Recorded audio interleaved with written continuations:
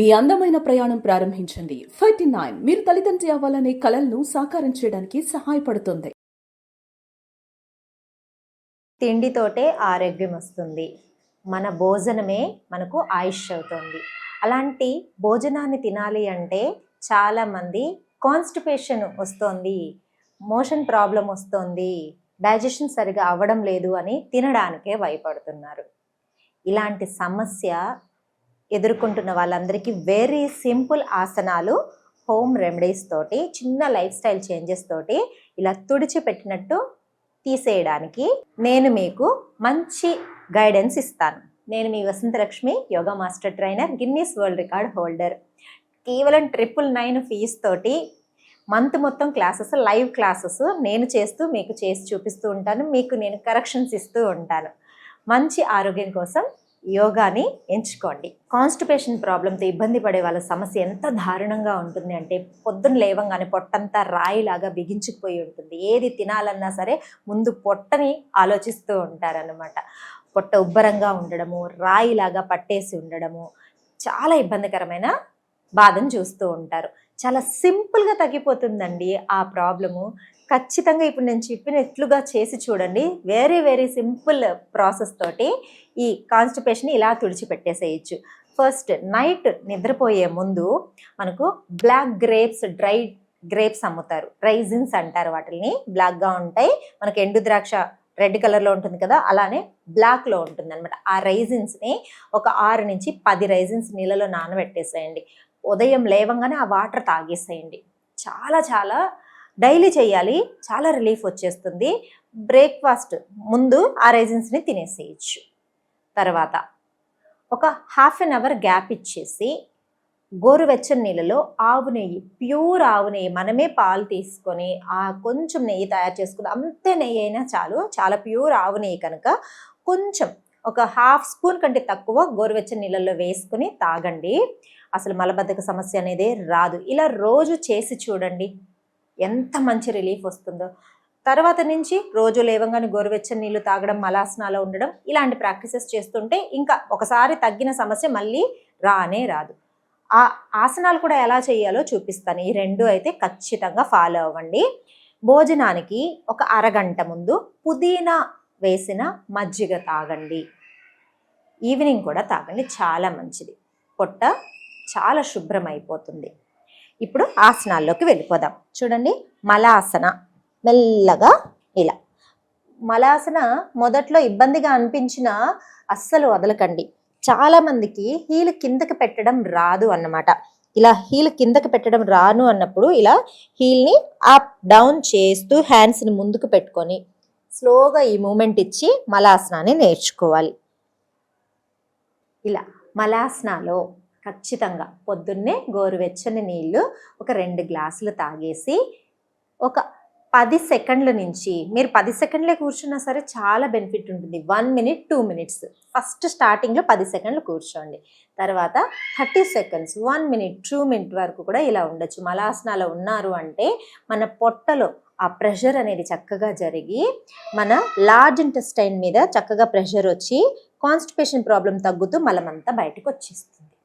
ఇది gastric issues ఉన్న వాళ్ళకు కూడా బ్యాడ్ గ్యాసెస్ అన్ని వెళ్ళిపోవడానికి చాలా మంచి ఆసన. ఇందులో స్లోగా నేను ముందుగా మీకు హీల్ ఇలా రైజింగ్ చూపించాను. ఇప్పుడు చూడండి, మెల్లగా స్లోగా నీస్ ముందుకి వెనక్కి ఒక 3-4 టైమ్స్ చాలండి, అంతే, ఎక్కువ అవసరం లేదు. జస్ట్ 3-4 టైమ్స్ ఇలా మూమెంట్ ఇచ్చేసేయండి. మలాసన రెండో ఆసన ఏంటో చూద్దాం. ఇలా వజ్రాసనాలో కూర్చోవాలి. వజ్రాసన భోజనం చేసిన తర్వాత కూడా చేయగలిగిన ఆసన. మనం అన్ని ఆసనాలు ఎంటీ స్టమక్తో చేస్తాం కదా. వజ్రాసన ఎప్పుడైనా సాధన చేయవచ్చు. భోజనం చేసిన తర్వాత రోజు వజ్రాసనాలో యాంకిల్స్ కింద పిల్లో అయినా పెట్టుకోవచ్చు. పెయిన్స్ ఉన్న వాళ్ళు మినిమము ఒక 30 సెకండ్స్, ఎక్కువ కూడా అవసరం లేదు. 30 సెకండ్స్ కనుక ఇలా కూర్చోగలిగితే ఎంత బాగా డైజెషన్ పవర్ పెరుగుతుందో. వజ్రం లాంటి శక్తి ఉన్న ఆసన కాబట్టి దీన్ని వజ్రాసన అంటారు. డైజెషన్ ప్రాబ్లమ్స్ అన్నిటినీ క్లియర్ చేసి కాన్స్టిపేషన్ని దగ్గరికి కూడా రాకుండా చేస్తుంది ఈ వజ్రాసన. మూడో ఆసన చూద్దాం. ఇలా బోర్లా పడుకొని డీప్ బ్రీతింగ్ తీసుకొని సర్పాసన. 10 సెకండ్ల నుంచి 30 సెకండ్ల వరకు ఇలా ఈ పొజిషన్లో ఉండడానికి ప్రయత్నం చేయండి. డైజెషన్ ఇష్యూస్, కాన్స్టిపేషన్ ఇష్యూస్ అన్నీ కూడా చాలా బాగా రిలీఫ్ అయిపోతాయి. ఇవి ఎంటీ స్టమక్తో ప్రాక్టీస్ చేయాలి ఈ సర్పాసన. 4వ ఆసన పవన ముక్తాసన.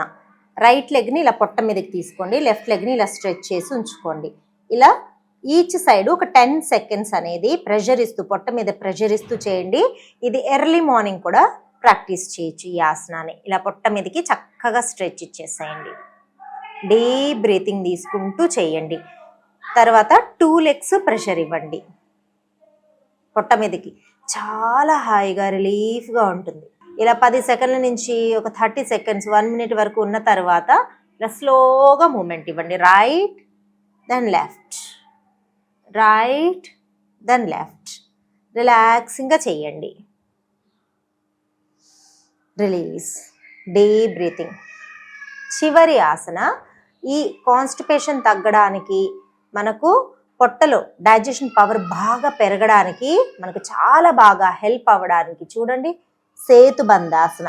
హిప్ని బాగా పైకి లేపాలి, మళ్ళీ స్లోగా డౌన్ చేయాలి. స్లోగా hip up down, hip up down. Hip up చేసి మెయింటైన్ చేసుకోండి. హాయిగా రిలాక్సింగ్గా చేయండి. ఎంతసేపు ఉండగలుగుతారో గమనించండి. పొట్టలో వస్తున్న చేంజెస్ని గమనించండి. స్లోగా డౌన్ చేసుకోండి. మళ్ళీ ఒక్కసారి పవనముక్తాసన చేసేసి రోల్ చేసేసుకోండి.